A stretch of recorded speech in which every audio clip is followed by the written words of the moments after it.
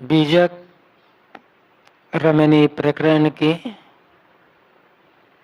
रमैनी 13। नहीं परतीत जो यह संसारा, दर्भ की चोट कठिन कै मारा।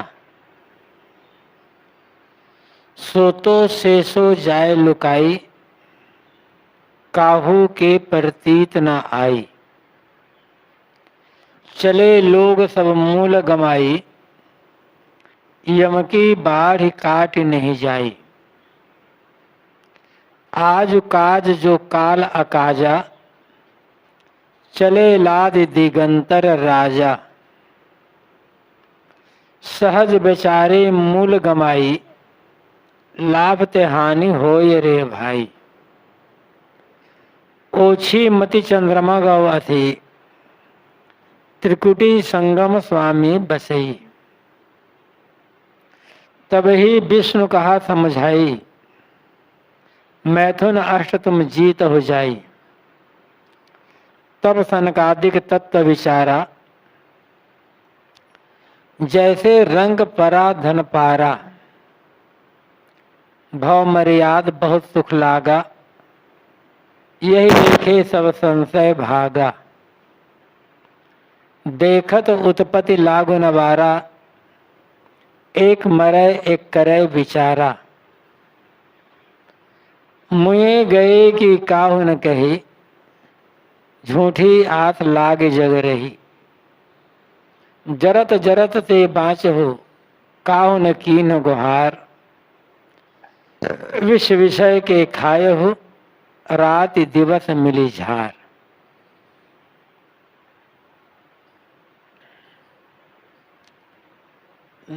नहीं परतीत जो यह संसारा, दर्द को मारा।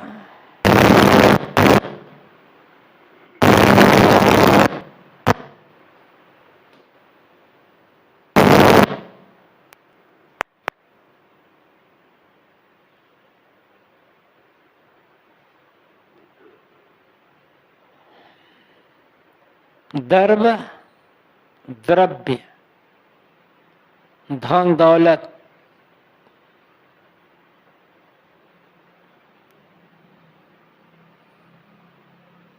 सदगुरु कबीर कहते हैं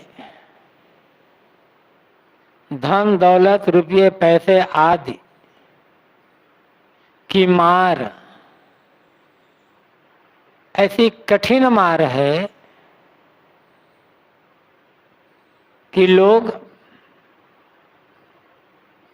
यह विश्वास नहीं करते कि अंत में एक दिन ये सबको छूटना है, नष्ट होना है। दर्भ की मार लोभ, लालच, आसक्ति इतनी जबरदस्त होती है कि लोगों को कहा जाए कि अनीति, अन्याय, बेईमानी से पैसा मत कमाओ, अन्यथा यह पैसे तुम्हारे लिए दुख का कारण बनेगा। तो लोगों को विश्वास नहीं होता। रुपये पैसे की आवश्यकता है और परिश्रम करते रहने से वो मिलता रहेगा, लेकिन लोभ, पहले तो लोभ में पड़कर खूब गलत काम करेंगे और जब वो छूट जाता है तब पेट भर कर पश्चाताप करते रोते हैं और उसका परिणाम आता है दुष्कर्म का परिणाम, तब और पश्चाताप करते हैं।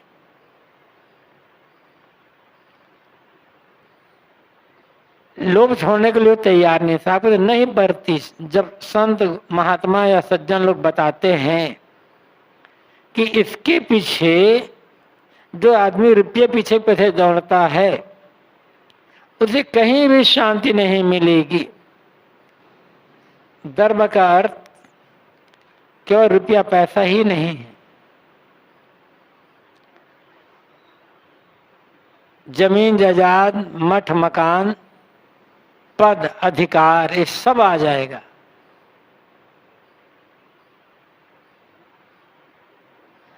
और एक दिन इनको छूटना है और इनमें कहीं शांति नहीं है, कहीं स्वस्थता नहीं है।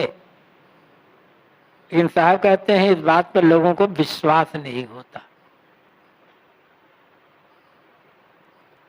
हर आदमी को भ्रम है कि जितना पैसा, हर आदमी को भ्रम है जितने ज्यादा रुपया पैसा मिलेगा बढ़ेगा, जितना बड़ा पद मिलेगा, अधिकार मिलेगा, उतना हम सुखी होंगे। संत कहते हैं इनमें सुख नहीं है। लेकिन लोगों को विश्वास कहाँ है?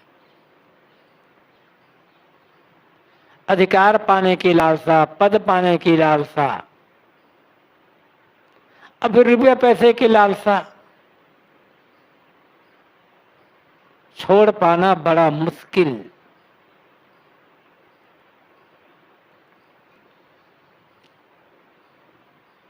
लेकिन साहब कहते सोतो से सो जाए लुकाई, अंत में छूटना है काहू के प्रति इतना ही। लेकिन किसी को विश्वास नहीं होता। देखते हैं कि एक आदमी छोड़ करके जा रहा है, चला गया, हमें भी ऐसे छोड़ना है, हमें भी छोड़ करके ही जाना है। विश्वास कहाँ है लोगों को? यदि विश्वास होता तो पद के लिए, प्रतिष्ठा के अधिकार के लिए जो मारा मारी है सर्वत्र, और इसके लिए जो अनेक प्रकार के दुष्कर्म पाप है, लोग क्यों करते हैं?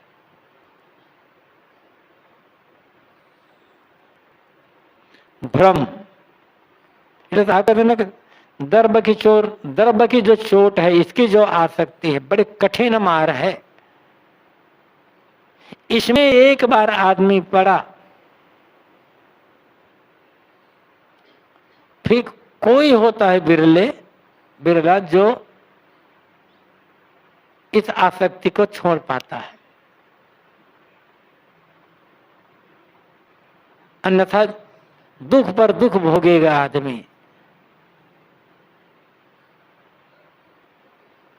छोड़ नहीं पाएगा। विश्वास नहीं होता किसी को।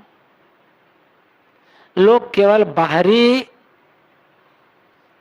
सुविधा को देखते हैं। देखो उसके पास ऐसा ऐसा है, कितना सुखी, कितना सुखी होगा। भय में जीत है आदमी।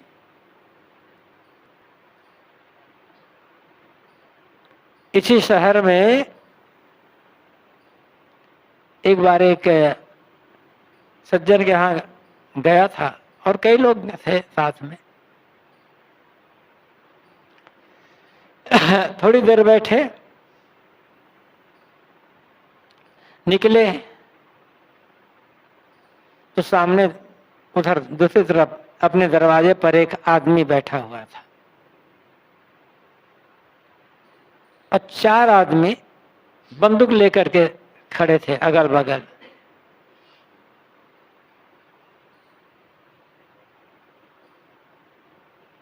वो भी आए, देखे तो बड़े से प्रणाम किए, फिर जाकर बैठ गए। तो जिनके घर गया तो उन्होंने कहा, साहब ये जो कॉलोनी है, इसकी कॉलोनाइजर यही है। जमीन घर घर करके खरीदना बेचना इसका काम है, यही प्रॉपर्टी डीलर का काम है। कहीं जाते हैं तो 6 या 8 बंदूकधारी लेकर के जाते हैं। अपने दरवाजे पर बैठे हैं, 4-4 बंदूकधारी वहीं पर रखे। इतना भय क्यों? गलत तरीके से पैसा कमा रहे हैं। पैसा तो कमा रहा है, लेकिन जो पैसा अपने घर में आदमी को निश्चिंत बैठने न दे, वो पैसा क्या। लेकिन विश्वास कहाँ है लोगों को? भ्रम है। अंत में छूटना है, छोड़ करके जाना है।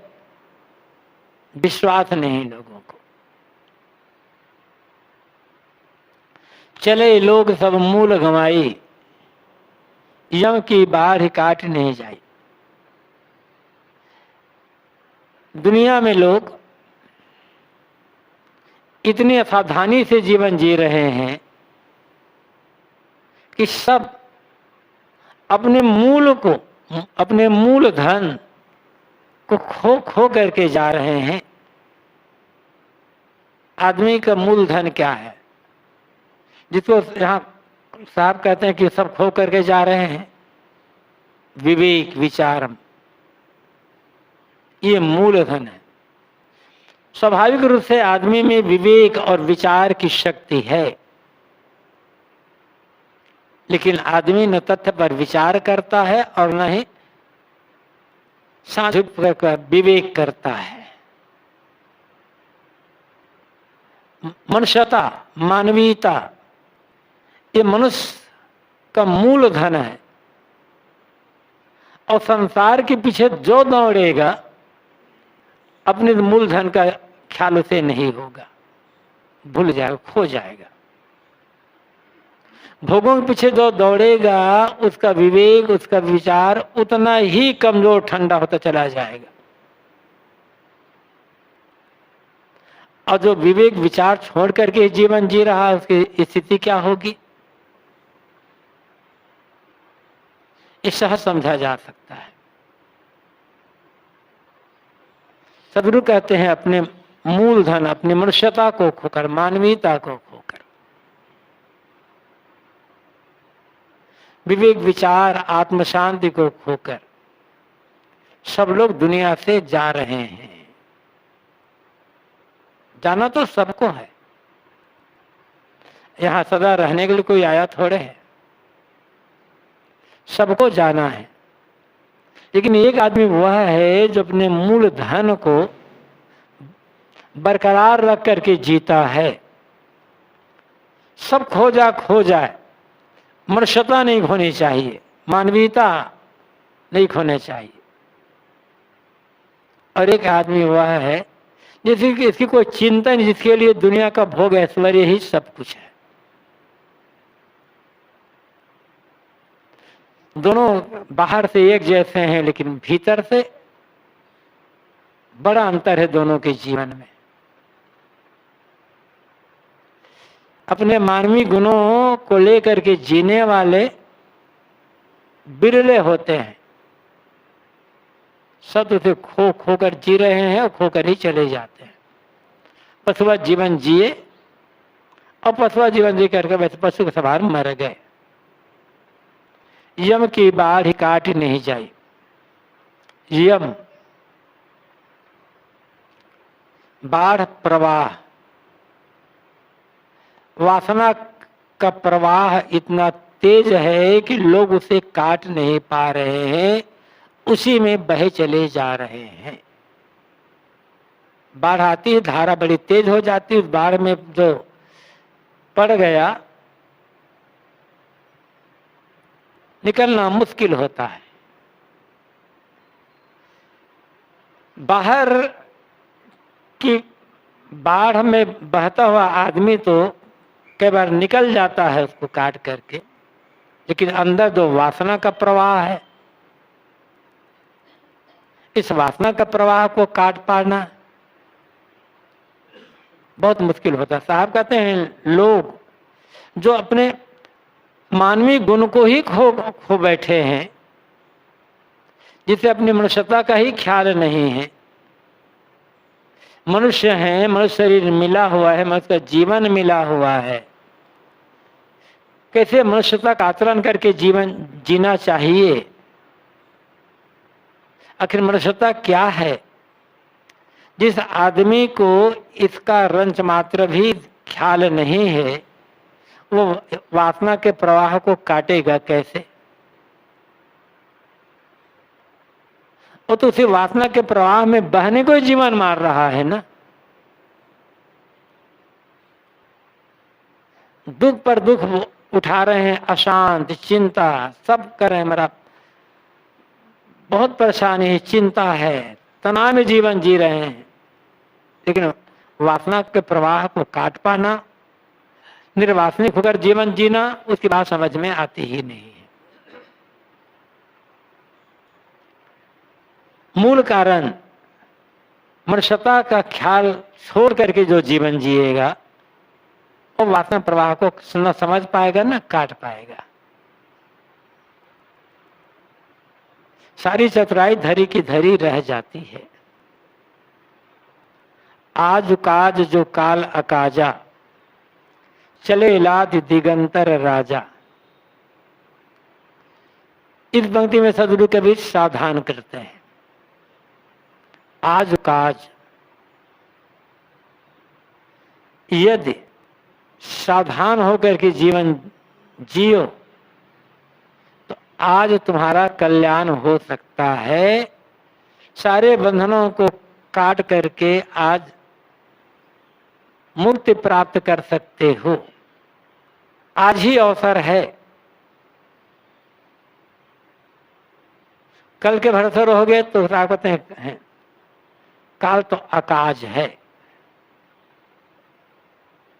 आज बसेरा नीरे हो रमैया राम, काल बसेरा बड़ी दूर हो रमैया राम।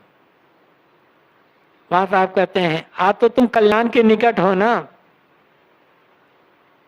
मनुष्य शरीर में हो, और कल क्या होगा क्या पता। और फिर शरीर और मन दोनों में आज जो स्वावस्था है वो स्वावस्था कल भी रहेगी, क्या विश्वास। आज हमारी जो समझ है वो समझ कल भी बनी रहेगी, क्या विश्वास है। लेकिन हम हमेशा धोखे में जीवन जीते हैं। आज जीते हैं प्रमाद में, आशा करते हैं कल, और कल आता है तो फिर वही प्रमाद। जिसने भी अपने कल्याण का काम किया, बंधनों को काटने का काम किया, या कोई भी काम किया है तो आज में ही किया है। कल के भरोसे बैठे रहने वाले लोग कुछ नहीं कर पाए।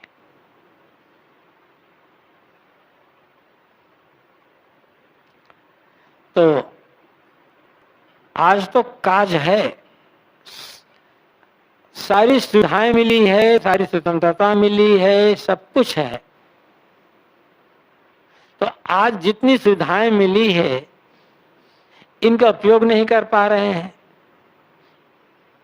और कल के लिए आशा कर रहे हैं, तो कल तो आकाश ही होना है।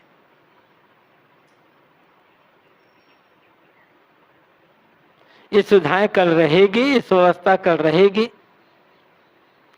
कुछ कहा नहीं जा सकता। चले लाद दिगंतर राजा, बड़े बड़े राजा महाराजा कहलाने वाले लोग भी इस दुनिया से अपने कर्मों की गठरी लाद लाद करके चले गए। जिस जमीन जायदाद, धन दौलत, राजकाज के लिए जिंदगी भर लड़ते भिड़ते रहे, हिंसा हत्या मार काट करते रहे, दूसरों को धोखा देते रहे, वो सब तो यही छूट गए।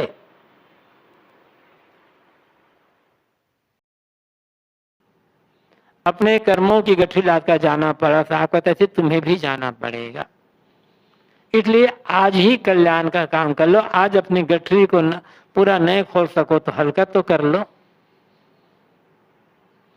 सहज बेचारे मूल गमाई, लाभ ते हानि होए रे भाई।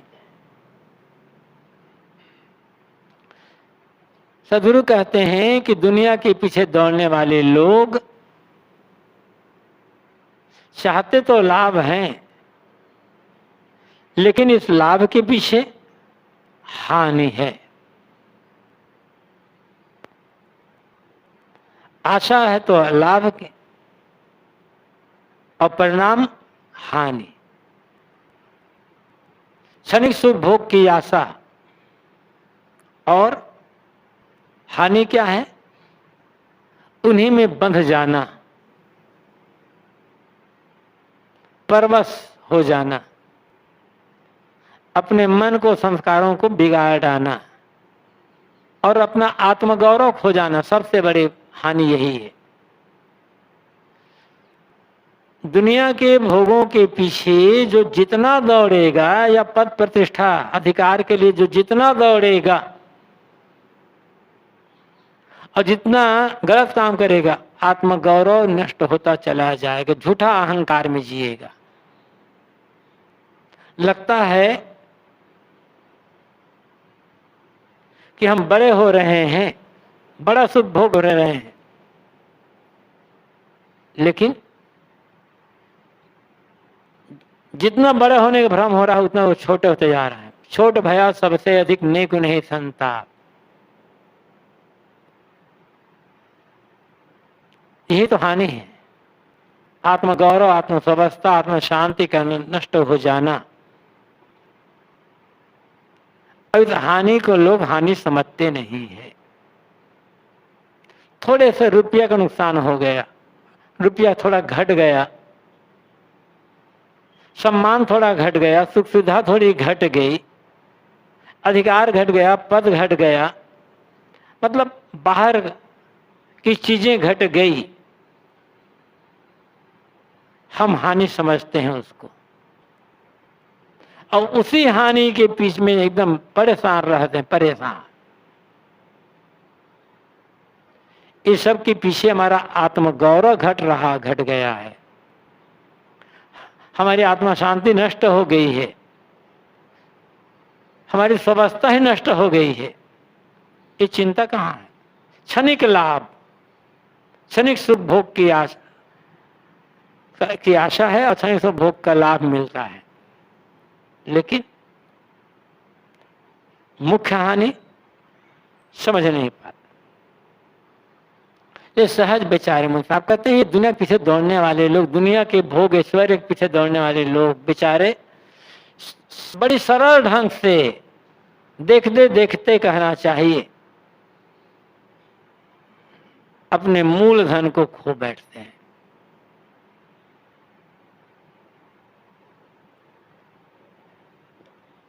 इसलिए साहब इनके लिए बेचारा शब्द का प्रयोग करते हैं। बेचारा, असहाय, विवश, निरुपाय हो जाए।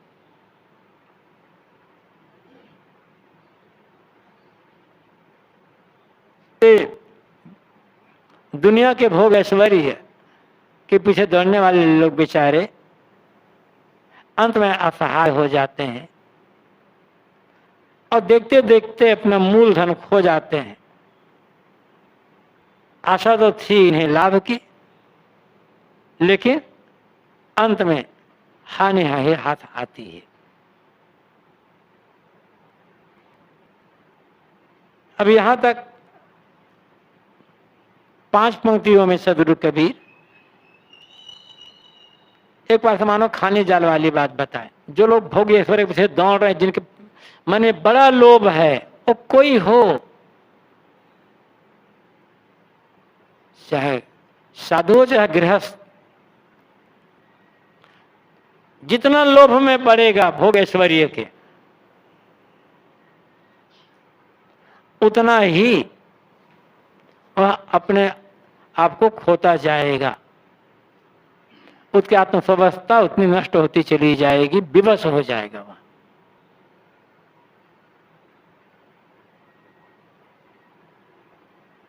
आगे साहब इनसे थोड़ा ऊपर उठे,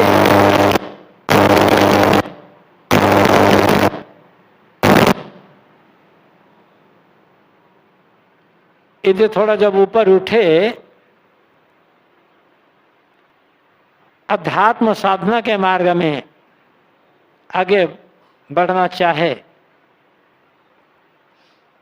उनकी स्थिति क्या होती है, कैसे वो भटकते हैं, इसको साहब कहते हैं। साधना मार्ग में चलने वाले लोगों की प्राय शिकायत कि मन ठहरता नहीं है, रुकता नहीं है, कहीं एकाग्र होता ही नहीं है। वो तो बहता रहता है दुनिया के पीछे, उसी के चिंतन में, उसी के स्मरण में डूबा रहता है। और स्वाभाविक बात है, ऐसे लोगों के लिए साहब कहते हैं, ओछी मति चंद्रमा गौवथी त्रिकुटी संगम स्वामी बसी। त्रिकुटी दोनों भावों के बीच की जगह। कुछ लोगों को विश्वास है कि वहां स्वामी परमात्मा का निवास है, इसलिए लोग त्रिकुटी में ध्यान लगाते हैं।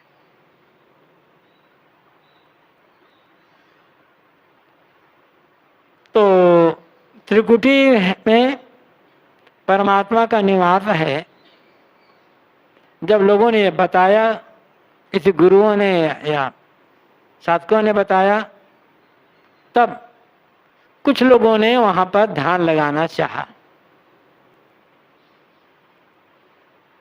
लेकिन हुआ क्या, ओछी मति चंद्रमा गौछी, जो ओछी मति वाले लोग हैं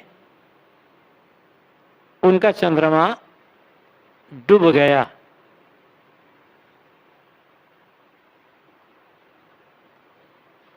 चंद्रमा का अर्थ है यहां पर मन, क्योंकि मन को चंद्रमा का देवता माना गया है। और यही फिर नहीं, साहब ने और भी जो कहा है, मन के लिए चंद्रमा शब्द का प्रयोग बीजक में कई जगह हुआ है, और अन्य मतों में भी इसका ऐसा प्रयोग है। शरीर के अलग अलग अंगों का जो देवता माना गया है, उसके हिसाब से मन का देवता चंद्रमा, जैसे चंद्रमा बिल्कुल घटता बढ़ता रहता, घटता बढ़ता, कभी तो एकदम प्रकाशित, और अमावस्या देखो तब एकदम घोर अंधकार। ऐसे मन कभी खंडूबे साहब ने जो कहा है ना, वह बात वही है ये। तो चंद्रमा के लिए हम मन, जैसे साहब ने उसमें भी कहा है, ज्ञान ततिशा में सती प्रिय संपूर्ण नहीं आवे, मन खिला हुआ होना चाहिए, बंद नहीं होना चाहिए। ये बंद होना ही ओछी मति का लक्षण है। ओछी मति, तुच्छ बुद्धि। तुच्छ बुद्धि किनके लिए साहब प्रयोग कर रहे हैं? बुद्धि कम है या ज्यादा है, ये बात नहीं है। ओछा का तो अर्थ कम तो होता है, ओछी का अर्थ भी कम होता है, लेकिन यहाँ कम और ज्यादा बुद्धि की बात नहीं है, तुच्छ बुद्धि की बात है। और तुच्छ बुद्धि क्या है? वह बुद्धि जो संसार के भोगों में सुख निश्चय करती, सुख खोजती है, वो तुच्छ बुद्धि है। जिस बुद्धि में ये निश्चय है कि जवानी, धन, दौलत, पद, प्रतिष्ठा, दुनिया के भोग, ऐश्वर्य, यही सुख का साधन है, इसी में सुख है, ऐसा निश्चय करने वाली बुद्धि ही ओछी बुद्धि है।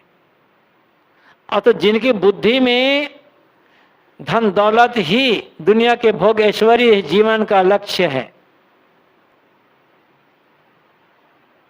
उनका मन तो डूबेगा ना, उनका मन तो स्थिर हो गया ही नहीं। क्योंकि भोग ऐश्वर्य को जो सब कुछ मार रहा है, पेट और भोग तक ही जिसकी दृष्टि है, उसका मन एकाग्र कैसे होगा? वो तो सोचेगा कहाँ से अधिक भोग मिले, कहाँ से अधिक सम्मान मिले, पद मिले, अधिकार मिले, और रात दिन उसी का जो चिंतन कर रहा है, उसके लिए जो जायज नाजायज काम कर रहा है, वो ध्यान में ही बैठेगा तो मन एकाग्र कैसे होगा उसको? चिंतन तो सीख होगा ना उसको।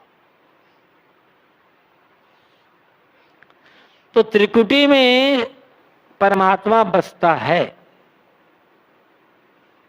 ये भी एक धारणा ही है। लेकिन चलो, वहां त्रिकुटी में परमात्मा बसता है ऐसा मान करके लोग वहां पर ध्यान एकाग्र करते, मन एकाग्र करने के साधन है वो। लेकिन उनका ही मन वहां लगेगा जो संसार के भोग ऐश्वर्य की आशा छोड़ देगा, उसके पीछे दौड़ना बंद कर देगा। और भोगों की आसक्ति छूटी नहीं है, भोगों का लालच छूटा नहीं, पद अधिकार सम्मान का लालच छूटा नहीं है, तो उनका मन तो भटकेगा। तब लोगों ने शिकायत की, हम तो ध्यान करना चाहते हैं परमात्मा का और हमारा ध्यान तो लगता नहीं, दुनिया की तरफ भागता रहता है। जब शिकायत हुई तब ही विष्णु का हाथ समझाई, मैथुन अष्ट तुम जीत हो जाए। तब विष्णु ने या विष्णु जैसे सतगुणी लोगों ने उन्हें समझाया, बताया कि तुम ध्यान करना चाहो, साधना करना चाहो, बात अच्छी है, लेकिन ध्यान साधना में तुम्हें सफलता तभी मिलेगी जब तुम अष्ट मैथुनों को जीत कर उनकी आसक्ति से ऊपर उठोगे। स्मरण, कीर्तन, केली, प्रेक्षण, गुह्य भाषण और अध्यवसाय क्रिया, एक और है इसमें गुह्य भाषण, ये 8 मैथुन है। यहां मतलब है विषयासक्ति। विषयासक्त मन कभी भी एकाग्र नहीं होगा। विषयासक्त मन कभी अंतर प्रवेश नहीं करेगा। और विषयासक्ति में सब कुछ आ जाएगा, सब कुछ बाहर धर्म जो कुछ भी पाना चाहते सब कुछ आ जाएगा। विषयों की आसक्ति ही ध्यान साधना में बाधक है। जब वो कोई हो, कुछ भी पाने की, बाहर से कुछ भी पाने की आशा है, और जो फिर मेहनत से घबराएगा। जितना मन विषयासक्त होगा उतना सुखाध्यासी होगा, आराम तलबी मन आराम तलब होगा और मेहनत से घबराएगा। एक तरफ विषयासक्ति, एक तरफ सुखाध्यास, आलस। कितनी भी मेहनत करते रहो, कभी मन ठहरेगा नहीं, ध्यान में डूबेगा, ध्यान में लगेगा ही नहीं। न विषयासक्ति का त्याग करना चाहते हैं, न मेहनत करना चाहते हैं।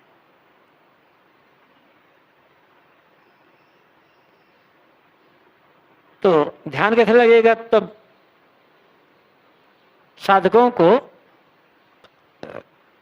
विष्णु जैसे लोगों ने समझा करके कहा, तुम यदि साधना करना चाहते हो, ध्यान में एकाग्रता प्राप्त करना चाहते हो, सफलता प्राप्त करना चाहते हो, तो तुम पहले विषयासक्ति का त्याग करो। विषयासक्ति का त्याग होने पर मन जब थोड़ा सरल होगा, शुद्ध होगा, तब ध्यान में लगेगा। तब संकादिक तत्व विचारा, जैसे रंग परा धन पारा। तब संकादिक जैसे साधकों ने, यह नाम तो साहब संकादिक का लिया है। संकादिक का अर्थ है साधक, विरक्त मार्गावलंबी। सुंदरी ना सोहे संकादिक के साथ, वहां भी अर्थ वही है, विरक्त मार्गावलंबी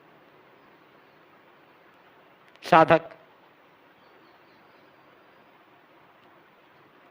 तो साधकों ने विषयासक्ति का त्याग करके, विषयासक्ति को जीत कर तत्व विचार किया। तत्व विचार अंतिम जो सत्यता है उस पर विचार। परमार्थ क्या है? तत्व विचार मतलब है परमार्थ तत्व। परमार्थ तो वह तत्व है जो एक रस हो, शाश्वत हो, नित्य, कभी बिछड़ने वाला ना हो, वो परमार्थ तत्व है। उसी से हम यहाँ पर तत्व विचार कह रहे हैं। तब साधकों ने विषयासक्तियों का त्याग करके तत्व विचार किया, और जब उनका मन एकाग्र हुआ और उन्हें तात्विक ज्ञान की प्राप्ति हुई, परम तत्व का साक्षात्कार हुआ, तब उन्हें उसी प्रकार का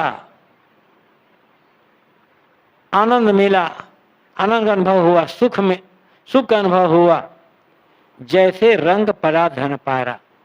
जैसे किसी रंग व्यक्ति को गड़ा हुआ खजाना मिल जाए, जो दाने दाने के लिए तरस रहा हो, उसको गड़ा हुआ खजाना मिल जाए तो उसे खुशी का ठिकाना रहेगा भला? वही समझ सकता है। तो जैसे रंग को दाने दाने के लिए मोहताज व्यक्ति को गड़ा हुआ अपार खजाना मिल जाए, और जैसे वो आनंद को सीमा नहीं रहती, ऐसे ही जब तत्व विचार संकादिकों तत्व विचार किया, तत्व ज्ञान का अनुभव हुआ, तो उन्हें अपार आनंद का अनुभव हुआ और लगा कि हमारा जीवन सफल हो गया, कृतार्थ हो गया। जो पाना सजाई था हमने पा लिया। भव मर्यादा बहुत सुख लगा। इससे उन्हें संसार में उनकी बड़ी मर्यादा हुई, और जब संसार मर्यादा हुई तो उन्हें बहुत सुख लगा, बहुत बड़ा सुख मिला। यही तो साधुओं भूलने का कारण है, भटकने का कारण है।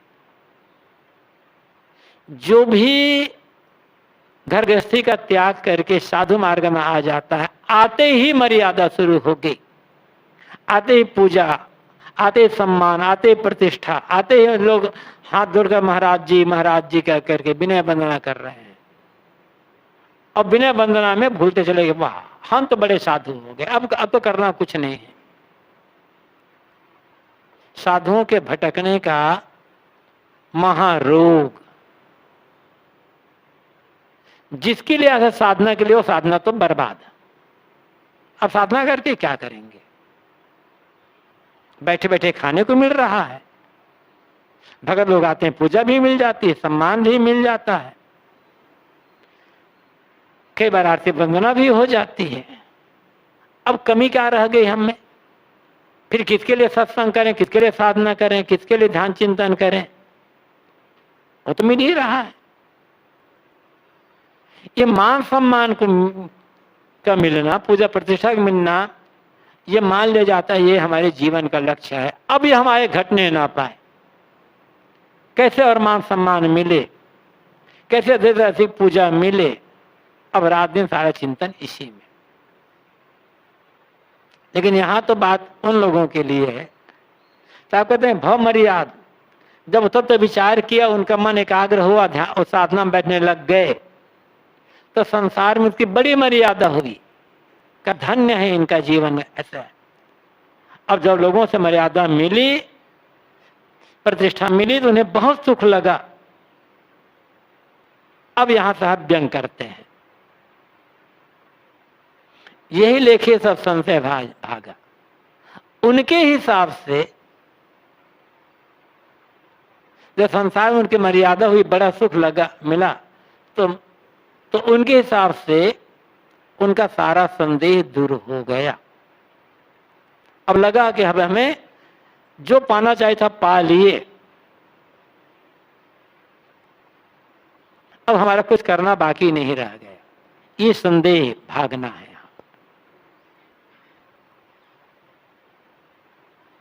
क्योंकि तत्व विचार कर लिए, ध्यान थोड़ा देर ध्यान साधना में बैठने लग गए, बाहर बड़ी मर्यादा हुई, प्रतिष्ठा हुई, पूजा आदि में प्राप्त हुए। अब बाकी क्या रह गया? लगा कि सब संदेह दूर हो गया, अब करना कुछ बाकी ही नहीं रह गया है। किसके लिए करें? बाकी क्या है? साहब का यह व्यंग है, और इस व्यंग में आगे साहब कहते हैं, देखत उत्पत्ति लागू न बारा। इनका जो तत्व विचार है, और जिसे लोग मार रहे हैं हमें परम धन मिल गया, और जिसे पा करके ये खुशी से उछल रहे हैं, थोड़ा विवेक से देखो तो इनके तत्व विचार से जन्मने मरने में समय नहीं लगेगा। जन्मने मरने का आवागमन का जो चक्र है वो बंद होने वाला नहीं है। तभी तत्व विचार क्या किस काम का हुआ? आखिर साहब ऐसा क्यों कहते हैं? तत्व विचार परमात्म तत्व पर विचार करने का तो साहब भी कहते हैं ना।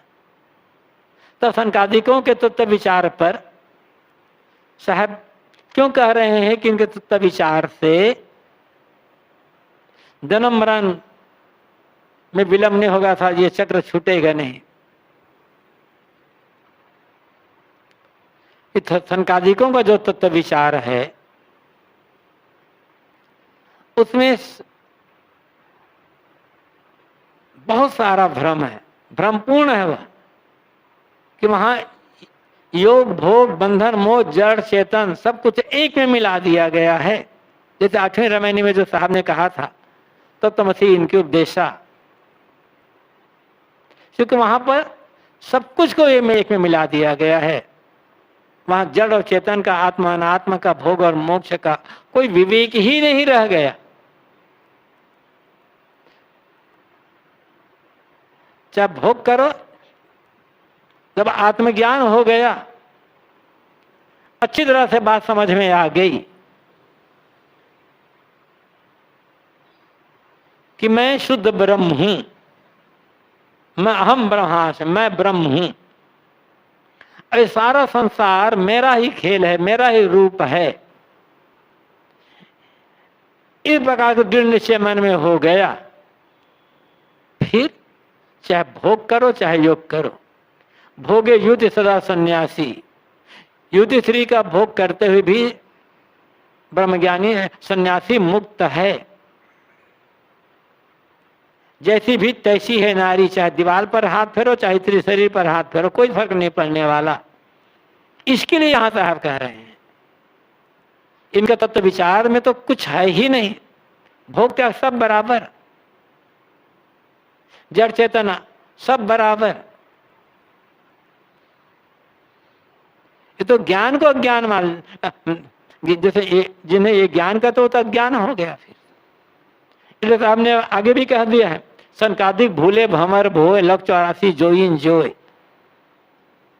वहां भी साहब इसी बात को लेकर व्यंग करते हैं। संकादिक जैसे साधकों ने,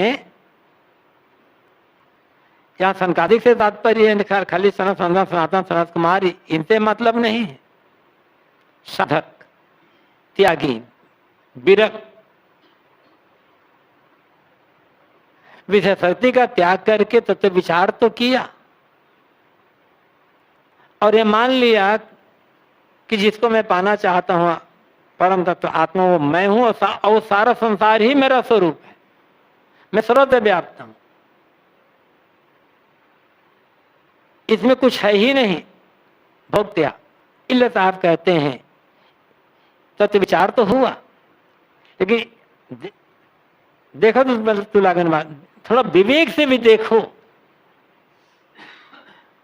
तो इसमें जन्मने मरने में समय नहीं लगेगा। अर्थात इस तत्व विचार से जन्म मरण का रोग दूर होने वाला नहीं है। ये तो जन्म मरण का रोग मूल कारण है। भोग त्याग को सब बराबर मान लेना। एक मरे एक करे विचारा, एक तो उसी में अज्ञानी हो करके डूब डूब करके पतित हो रहा है, और दूसरा उसको देख उसको पाने के लिए विचार कर रहा है कैसे वो मिले और कैसे उसको पा करके हम मुक्त हो जाए, कैसे हम उसे पाकर हम दुख से सदा के लिए छुटकारा पा जाए, आनंदित हो जाए। स्थिति यही दुनिया की, चाहे संसार की तरफ जाओ चाहे इधर के आ जाओ, दुनिया के पीछे दौड़ा, दौड़ते दौड़ते गिरा और मर गया, हाथ कुछ नहीं आया। लेकिन जो जवान है वो दौड़ने के लिए तैयार कर भी है, दौड़ने के लिए तैयारी कर रहे हैं, विचार कर रहे हैं कैसे हमें ये भोग मिले। एक तृप्त हो करके जा रहा है और दूसरा आदमी उसमें तृप्त होने की आशा लगाए बैठा हुआ है। आश्चर्य यही है, जो अतृप्त हैं वो दूसरे को बता दे कि भैया इसमें कुछ रखा नहीं है, तो कोई विश्वास कहाँ करेगा। नहीं प्रतीत जो यह संसार प्रतीत नहीं है। तो ये कभी दे कि जिसे तुम परम ज्ञान मार रहे हो, ये परम ज्ञान ज्ञान नहीं है, अज्ञान है, इसमें शांति नहीं है, विश्वास कौन करेगा। मुए गए कि काहू न कही, झूठी आस लागे जग रही। जो मर करके गए उनकी क्या गति हुई कौन बता सकता है। मरने वाला लौट कर आ नहीं सकता, जो जीवित है उन्हें पता ही नहीं है। तो जो मर करके गए उनकी स्थिति कहाँ हुई, कहाँ गए, किस हालत में है, वो साहब कहते हैं कोई बता नहीं सकता, बताने का साधन भी नहीं। झूठी आस लागी जग रही, लोगों को झूठी आशा लगी हुई है कि संसार पर हम अधिकार कर लेंगे और संसार से हमें बड़ा आनंद मिलेगा, बड़ा सुख मिलेगा। ऐसी झूठी आशा में पड़ करके लोग अनमोल जीवन को बर्बाद कर दे रहे हैं। और ये किसी एक की बात नहीं है, जहां मूलधन खो गया है, आत्मविवेक ही जहां नहीं रह गए हैं, वो सबके लिए बात वही है। जरत जरत ते बाँच हो, काहू न कीन गुहार। जलते जलते बचा, फिर भी लोग गुहार नहीं कर रहे हैं, पुकार नहीं कर रहे हैं बचने के लिए। जरत जरत ते बाँच हो, दुख भोगते भोगते आदमी को थोड़ी समझ तो आई, संत मिले, गुरुजन मिले, सत्संग मिला, समझ आई। लेकिन अब आगे दुख से कैसे बचें, इसके लिए लोग पूछना नहीं चाहते। जरत जरत बाँच हो, ये भी कहा जाता है। अनादिकाल से जीव त्रैताप में जलते जलते बचने की भूमिका ये मानव शरीर में आया। ये मानव शरीर बचने की भूमिका है। त्रैताप के आग से बचा जा सकता है, लेकिन काहू न कीन गुहार। सत्संग में जाकर या संतों की संगति में जाकर कोई पुकार नहीं करता कि अब हम कैसे बचें, ये जीवन को, जो जीवन मिला हुआ है, इस जीवन को कैसे जिए ताकि अपने कल्याण का भी काम कर सके और दूसरों की सेवा भी कर सके। लोग पूछना नहीं चाहते। कारण दो है पुनः पूछने का, एक विषयासक्ति और दूसरा अहंकार। लोग समझते हैं साधुओं के पास जाएंगे तो कहेंगे ये छोड़ो, वो छोड़ो, वो छोड़ो, ऐसा ना करो, ऐसा ना करो, ये ना खाओ, वो ना खाओ, यही तो बताएंगे। और हमारे मन को पसंद नहीं है, क्योंकि विषयासक्ति है। कुछ हम परहेज, त्याग, संयम करने को तैयार ही नहीं है, तो पूछेंगे क्यों? क्योंकि संतों का उपदेश विषयासक्त मन के विरोधी होता है। संतों का ज्ञान विषयासक्त मन को पसंद नहीं आता। इसलिए लोग जाकर के गुहार नहीं करते। दूसरा है अहंकार, पूछना पड़ेगा तो झुकना पड़ेगा, विनम्र होना पड़ेगा, और अहंकार को झुकना पसंद नहीं है। अहंकार तो झुकाना चाहता है, और जो झुकना जानता ही नहीं है वो सीखेगा कहां से, उसे ज्ञान कहां से मिल पाएगा। तो साहब कहते हैं त्रैताप में जलते जलते आज मनुष्य जीवन में, मनुष्य शरीर में ये जीव आया हुआ है, दुख से छूटना तो चाहता है, परंतु विवेक वैराग्यवान संतों के पास जाकर के पुकार नहीं करता, पूछता नहीं महाराज कैसे हम दुख से बच सकते, कल्याण का काम कैसे हो सकता है, कैसे जीवन को शांति में ढंग से जिए, जीवन जीने की कला क्या है, पूछ नहीं रहे लोग। यही गुहार, पूछना है, गुहार करना, पुकारना है। और जो पूछता ही नहीं है उसे बताएगा कौन, इसको क्या जरूरत पड़ी हुई, ये काम तो किया नहीं।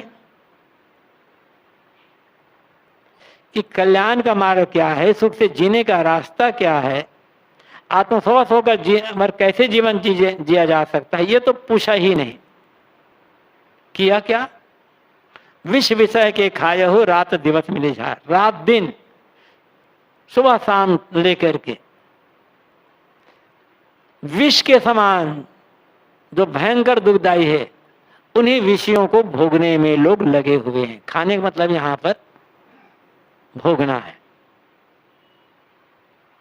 5 विषय, शब्द स्पर्श रूप रस गंध, और इनकी आसक्ति ही विष है, जिसमें पड़ा व्यवहान हुआ। लेकिन उस सुबह से शाम तक पूरी जिंदगी विष के से भी अधिक भयंकर विषयों के भोगने में ही आदमी लगा रह जाता है, तो जलने से बचेगा कैसे। सारे जितनी जलन है उसका कारण क्या है, विषयासक्ति, और जितना विषयों को उपभोग करेगा विषयासक्ति और बढ़ेगी, तो बचेगा कैसे।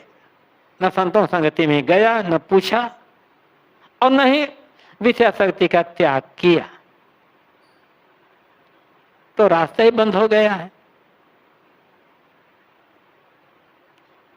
रास्ता है विनम्र होकर के पूछना और विषयासक्ति का त्याग करके संयम के पथ पर चलना, तभी जलने से बचा जा सकता है। पीछे क्या हुआ भूल जाएं, लेकिन इसी जीवन में तो मानसिक ताप से सब आज जल रहे हैं ना। ये मानसिक ताप से कैसे बचा जाए, इसका उपाय क्या है। और जहां से ताप उत्पन्न हो रहा है उन्हीं विषयासक्ति को बार बार फिर खाए, तो रास्ता तो है नहीं।